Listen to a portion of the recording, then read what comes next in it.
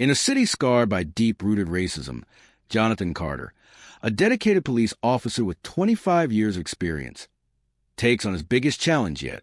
Appointed as a new police chief, he refuses to accept things as they are. Instead, he disguises himself as a homeless man to uncover the harsh reality of his own department. What he witnesses shakes him to the core. Can Jonathan break the toxic culture and bring real change? Will his officers accept the truth and transform? In a city with a long history of racism on every street corner, a black man takes on a relentless battle with society's prejudices.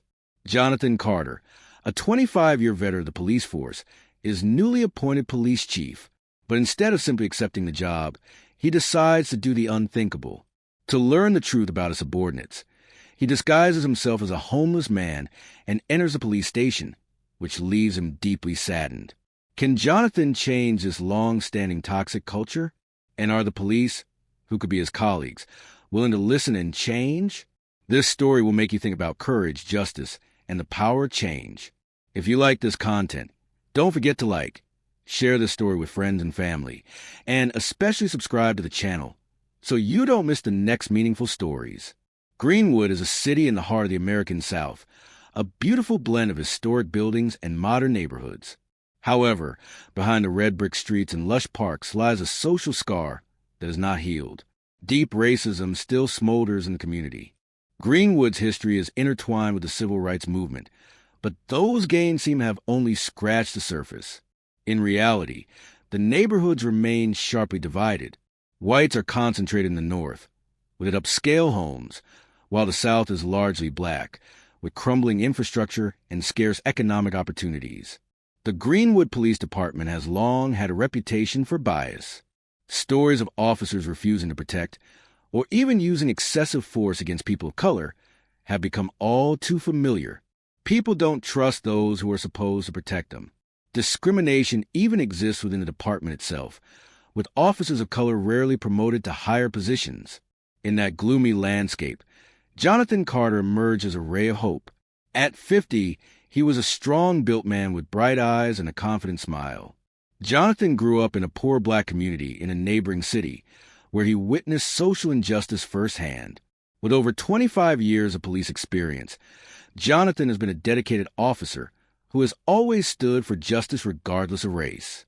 He is known for his reforms at his previous police department, where he created an equal work environment and built trust with the community. That is why Mayor Greenwood selected him for the role of police chief, a controversial but hopeful decision. Jonathan, however, knew he was treading on prejudicial territory. The news of a black man being appointed police chief quickly became a hot topic. Some supported him, seeing it as a necessary step for change, but many were skeptical or even openly opposed, especially those within the Greenwood Police Department itself. Jonathan knew that to reform the Greenwood Police Department, he needed to see the truth about it. Reports, statistics, and formal meetings couldn't tell him what the culture really was. He needed to know how employees behaved and acted when the eyes of their superiors weren't on them. One evening, sitting in his makeshift office, Jonathan had a bold idea. He would disguise himself as a homeless man and go to the police station. This plan would not only help him see how officers treat vulnerable people, but also test their professional ethics in everyday situations. The next morning, Jonathan dressed for his plan. He wore an old tattered coat, dirty shoes, and a woolen cap pulled low over his face. He took one last look at himself in the mirror. The once dignified sheriff had turned into a tired, homeless man. On the way to the police station, Jonathan felt a heavy heart. He remembered his first days in the police force, when he was a young and enthusiastic man. At that time, he believed that all police officers were on the side of justice, but over the years he realized that not all were. Greenwood will be the biggest challenge of his career, not just because of the history of racism, but because of the toxic culture that permeates the organization. He knows change will take time, but to start he must understand the roots of the problem. Jonathan walked through the front door of the Greenwood Police Department, looking like a tired, homeless man. The air inside was cold, the blue-white fluorescent lighting highlighting the shiny but lifeless floors. A few officers were gathered in the reception area, chatting and laughing, the sound echoing in the large space. Jonathan tried to keep his composure as he approached the front desk. A young policeman, Ethan Reed, about 30 years old, was sitting behind the counter, his legs crossed on the desk, fiddling with his phone. Ethan had short hair, a stern face, but his eyes were full of complacency. He looked up when he saw Jonathan, his eyes flashing with contempt. "Hey, what are you doing here?" Ethan asked, his voice cold, not hiding his annoyance. Jonathan bowed slightly, his voice soft but clear. "I need help. I'm hungry, and I don't know where else to go. Can you help me?" Ethan smirked, put down the phone, and stood up, moving closer to the counter. "Help? This isn't a charity church or a charity camp, old man," Ethan said, his voice dripping with sarcasm. "If you want to eat, get out of here and find a job." Jonathan tried to keep calm, though his heart was pounding. He wanted to continue testing the other policemen, so he added, "I really have nowhere else to go. I just need some food or some directions." Ethan interrupted him with a loud laugh, turning back to his colleagues sitting in the corner of the room. "Listen, guys, we have a homeless old man here begging." Funny, right? Laughter erupted from the group of policemen sitting behind. A few turned to look at Jonathan, their eyes filled with disdain. One of them even whistled, as if watching a comedy show. Jonathan glanced around the room, trying to find someone who would sympathize with him, but was met with either mocking smiles or indifferent looks. He realized that no one was making any move to intervene or to stop Ethan's actions. Ethan walked out of the reception desk, walked straight to Jonathan, and stood before him with an aggressive look. "Listen, old man, I don't have time to waste with lazy people like you. You're dirtying up this police station. Get out before I call more men to drag you out." Jonathan stood still, trying to keep calm. "I just asked for a little humanity," he said, his voice hoarse. "I thought the police were supposed to protect and help the weak." Jonathan's sentence was cut short by Ethan's mocking laughter. "Humanity? What do you think this is? A charity? Don't drag us into your cheap stories," Ethan said, his voice full of sarcasm. The policeman sitting nearby laughed even louder. One even sarcastically said, "Ethan, don't forget to buy him a cup of coffee. He must be thirsty." Hearing this, Ethan suddenly turned back to the reception desk, picked up his half-drunk coffee cup, and turned back to Jonathan. "Oh, yes, coffee. Here's my humanity to you." With that, Ethan lifted the cup of coffee and poured it straight down onto Jonathan's tattered jacket. The warm liquid seeped through the old fabric, leaving a large stain on the shirt and giving off a strong smell. The room erupted in laughter, as if this were some kind of joke. Ethan stepped back, arms crossed, smiling smugly. "Now get out before I have to resort to drastic measures." Jonathan felt the wet coffee run down his chest, but he did not raise his hand to wipe away. He stood still, his eyes fixed on Ethan, his eyes shining with a deep sadness but also with determination. "You have demonstrated a sad point," Jonathan said, his voice calm but heavy. "People like me, weak, vulnerable, should be your protection. Instead, you choose to ridicule and humiliate. You have not only hurt me, but also dishonored the very honor of this profession." Ethan was surprised by Jonathan's calmness, but quickly regained his arrogant demeanor. "Are you giving me a moral lecture?" he said, his voice full of defiance. "Get out of here, before I have to throw you out." Jonathan said nothing more. He turned and walked slowly out of the police station. Each step was heavy, as if the weight of a generation of prejudice and discrimination were weighing on his shoulders. The humiliation, the ridicule, the broken trust in those who were supposed to be his colleagues were etched in his mind. As he walked out, no one in the police station stopped laughing or looking at him. The laughter of Ethan and the young cops echoed behind him like a shadow, following him down the long road. Ethan and the young cops echoed behind him like a shadow, following him down the long road. They did not know that the man they had just mocked was the new police chief of the city, the one who would lead them in their change. Jonathan told himself that they would find out soon, but not now. As the police station doors closed behind him, he paused, took a deep breath. His frustration was still there, but he knew he couldn't let those feelings get the best of him. He couldn't let racism, ignorance, and contempt continue to exist in the police force. He had to do something. He had to change. The first thing Jonathan decided was not to react hastily. He did not want to do what the police were expecting, a heated confrontation, or a public argument. He knew that doing so would not only accomplish nothing, but only make things worse. Instead, he decided to go to the mayor. Only with the support of the government and the authorities could he completely change the situation. As he pulled into the parking lot, Jonathan looked into his rear-view mirror, his own face reflected in the glass, and he couldn't help but wonder. He had faced many challenges in his career, but this one was especially difficult. How could he change a team whose structure was so deeply ingrained? How could he undo the racism that had been so ingrained in the thinking of so many in the force? But then he remembered why he got into policing in the first place: to serve the community, to be an example to others, and to ensure that justice would not be skewed for any reason. This was not just his job. It was his calling, and he could not let a system of racism and brutality continue to undermine those values. On the way to the mayor's office, Jonathan couldn't stop thinking about what had happened in the police station that morning. The humiliation was not only physically painful, but also mentally painful. He had devoted his life to serving justice, but was met with contempt in the very house of justice. Such taunts, contemptuous looks, and demeaning actions, how could they be acceptable in police force? When he arrived at the mayor's office, Jonathan didn't say anything right away. He stood in front of the office door, his hand on it for a moment, then took a deep breath. Although he was a little nervous, he also knew that his decision would have far-reaching consequences. Mayor Richard Bennett was sitting behind his desk when Jonathan walked in. He invited Jonathan to sit down and listen. After Jonathan had recounted the whole story of that morning, from the taunts to Ethan spilling coffee on him, the mayor was silent for a long moment. He looked Jonathan in the eye, his expression serious. "Jonathan, I'm so sorry about what happened. This is an unacceptable insult. We need to act immediately." Jonathan nodded, but he knew that words were not enough.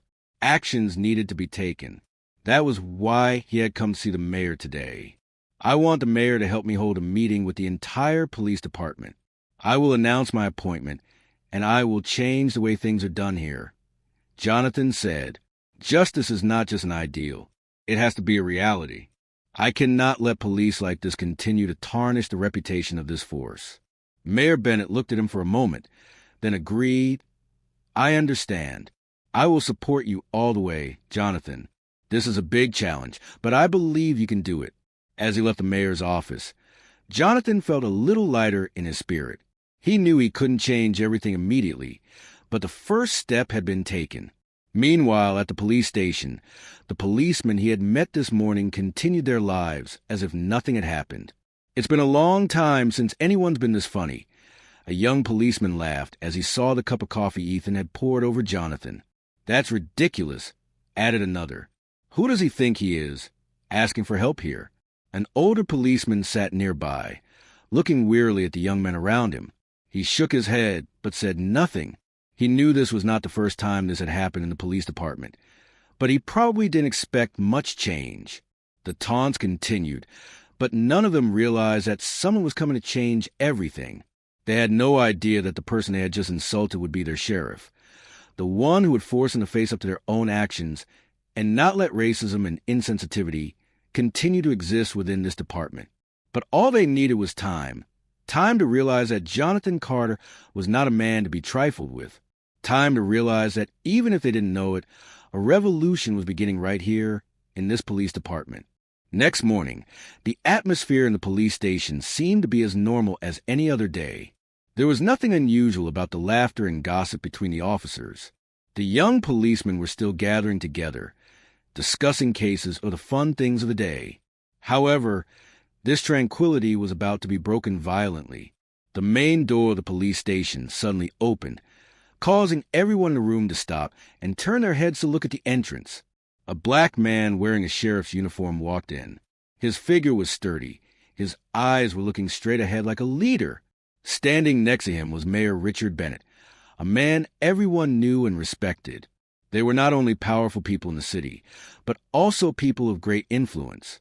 In the silence, Jonathan Carter's footsteps echoed, reverberating through the hallways like a warning. The new city police chief had arrived, and what was about to happen would change everything in this police department. Mayor Bennett stepped up to the podium, and all eyes in the room turned to him. He steadied himself for a moment, then spoke in a strong, confident voice. Today I am honored to introduce to you our new police chief, Jonathan Carter. Mayor Bennett turned to Jonathan, pointing at him in a gesture of recognition. Jonathan Carter, our newly appointed chief of police, will lead our police department for many years to come. A short period of silence passed. Everyone, from the veteran cops to the young cops, could not believe their ears. The rumors that a black man would become the police chief were unprecedented in the history of this police department, especially since the name Jonathan Carter was familiar to them. He was a man they had unintentionally insulted and ridiculed just the day before. Just yesterday, they had laughed at his tattered uniform and treated him like a homeless person, and now the man they had despised was the one who would be their leader. A silence fell over the room. All eyes turned to Jonathan. They could not believe that this man was the new sheriff. The room was dead silent for a moment, especially Ethan Reed, the young cop who had spilled coffee on Jonathan and mocked him yesterday morning, now stood frozen, his face expressionless. He swallowed, trying to find the words to explain, but couldn't. The laughter he and his colleagues had shared yesterday now stabbed him like a knife straight into his heart. He didn't dare look Jonathan in the eye, because everything had changed completely now. As Ethan's eyes met Jonathan's, he felt a deep shame creep into every corner of his mind. Everything he had thought about this man suddenly shattered. Jonathan was not a weak man he could mock, but a man with real power, someone who could change everything. Chief Jonathan Carter stood tall, his gaze unwavering, but deep down he felt the complexity of the situation. It was not just a job, but a mission that he had to carry out. He knew that this appointment would not be easy for him, especially when his colleagues all had such contemptuous attitudes. But he was ready to face the challenge. Mayor Bennett did not let the silence last long. He stepped forward and continued with his speech, creating a serious yet hopeful atmosphere. Chief Jonathan Carter will be the man to lead this department. With his vast experience and commitment to justice, I am confident he will get this department back on track. We have confidence in him and support him in every decision he makes. As soon as the mayor finished speaking, Jonathan stepped forward, facing the entire police department.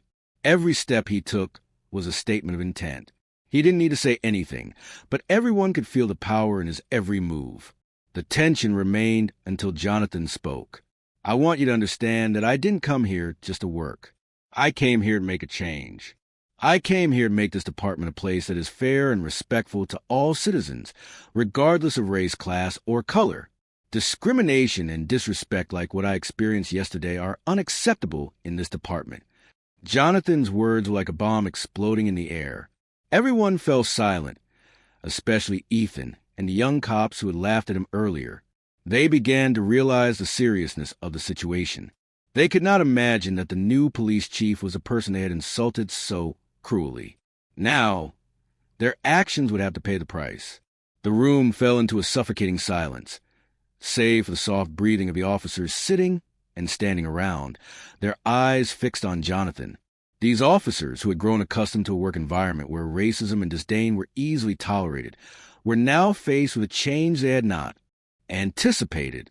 A barely concealed fear began to rise in each of them as Jonathan stood before them, whom they had just learned was the new chief of police, one who would not hesitate to confront any form of inappropriate behavior.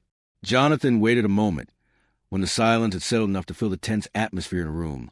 Then he spoke, not shouting or ostentatious, but still powerful and clear. Ethics underpin every decision we make in this job, Jonathan said, his voice deep and steady. We are guardians of justice, defenders of fairness, and defenders of the rights of all citizens. We have a responsibility not only to the law, but also to the human values we are committed to serving. Every action, every word we say has an impact, not only on community, but also on the colleagues who stand beside us. He paused, looking at each person in the room, letting his words sink in. His eyes fell on Ethan Reed, the young policeman standing in the corner, pale, his hands clasped together, not daring to look up. Yesterday, one of you behaved in an unacceptable manner toward me, Jonathan continued, his eyes never leaving Ethan. You made fun of me, mocked me, insulted me, and poured coffee on me just because I was dressed like a homeless person. But you didn't know that I was the one who would lead you in the future. You were wrong, and this wrong cannot be tolerated."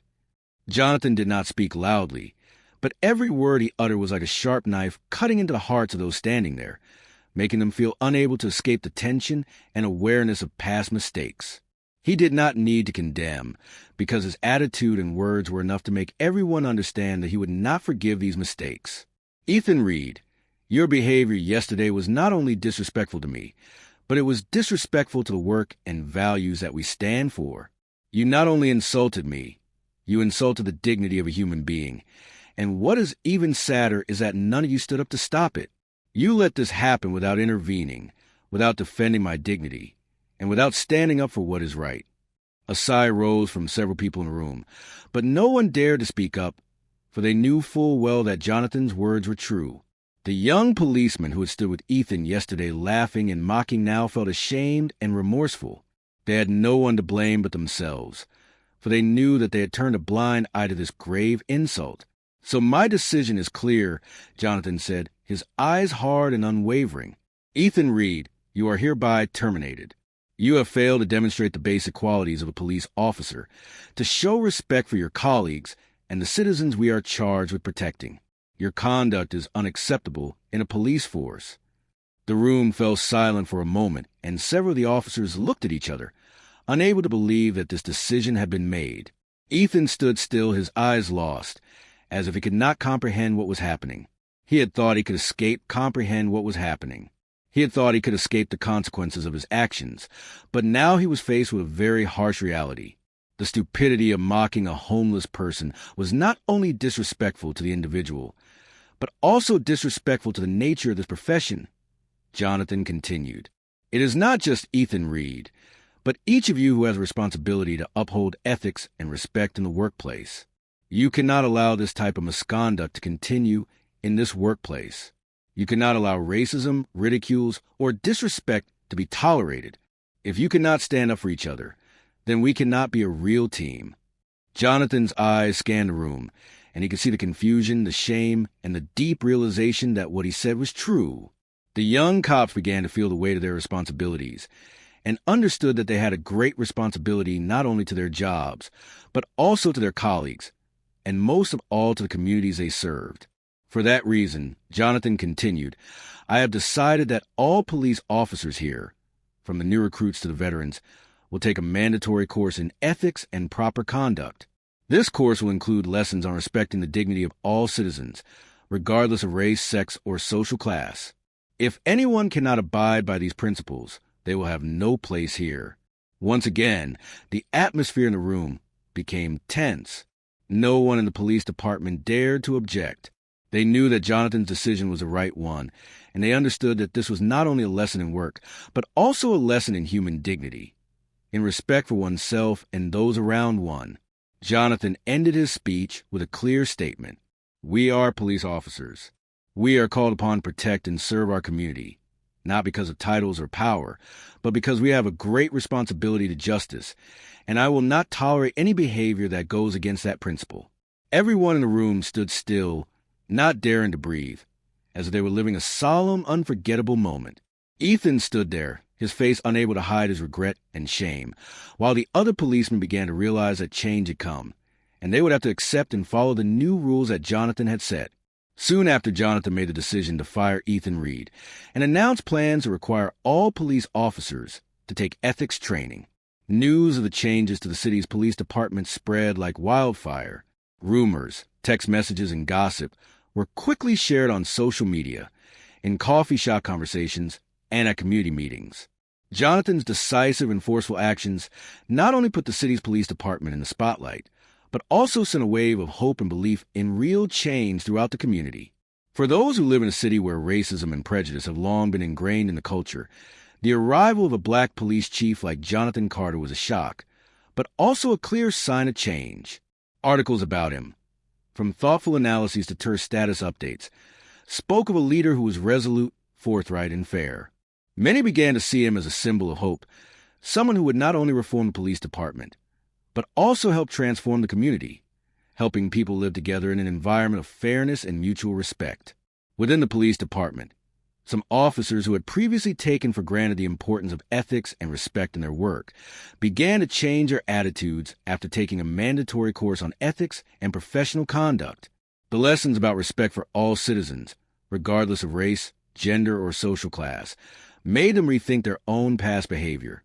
They began to have a clearer understanding of their role in upholding justice and fairness, and that they themselves had a responsibility to protect and serve the communities to which they were committed. One officer, Daniel, who had previously been indifferent to issues of racism, began to proactively change the way he did his job. He became involved in community programs, interacting with and supporting people he once thought were undeserving of police help. After completing the course, he even began writing blog posts about his experiences and how Jonathan had changed both the police department and the community.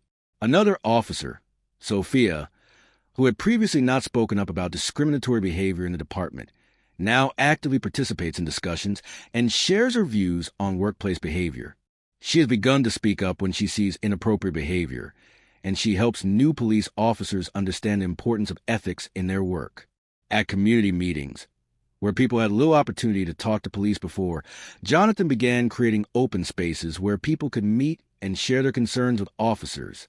These face-to-face conversations help break down barriers between police and the public, and more importantly, help reduce suspicion and fear among communities across the city. Not only within the police department, but also in the community, Jonathan has become a symbol of change and hope. The Black community, which has long faced prejudice and racism in the city, feels proud to see one of their own step up to this important leadership role. They feel that they finally have a protector and leader who truly understands and shares the struggles they face. Civil rights organizations and community advocacy groups also began to praise Jonathan's decision, saying that his actions were a clear demonstration that fair, non-discriminatory leadership was possible and necessary. Jonathan was invited to speak at civil rights conferences, and each time he spoke, he received enthusiastic applause from the attendees. Even residents of communities that were somewhat unfamiliar with racial issues began to change their views of the police department. They might have felt embarrassed or intimidated change their views of the police department. They might have felt embarrassed or intimidated by the thought of the police before, but now they felt that with Jonathan at their helm, the police could actually be trusted guardians, not just of the law, but of justice and fairness. Jonathan not only transformed the police department, but also the way the community viewed the force. He understood that change would not happen overnight, but he also knew that with courage, fairness, and humility, he could create an environment where everyone was treated fairly and with respect. During the final meetings of the ethics course, Jonathan stood before all the police officers, his eyes shining with unwavering conviction. We are police officers, and our job is to protect and serve all people without distinction. That is a responsibility we agreed to when we entered this profession. And I pledge to you, I will do everything in my power to make this department a place where no one needs to fear being treated unfairly. I will ensure that every decision we make reflects our values and respect for one another. We will not only be law enforcement officers, but also friends to the community. Jonathan not only transformed the department, but he became a role model for the community. With his leadership, a new era has begun for the department and for the community, where justice, respect, and compassion will always guide all actions. Thank you for taking the time to listen to the whole story. If you like this content, don't forget to click like. Share this story with friends. Thank you for taking the time to listen to the whole story.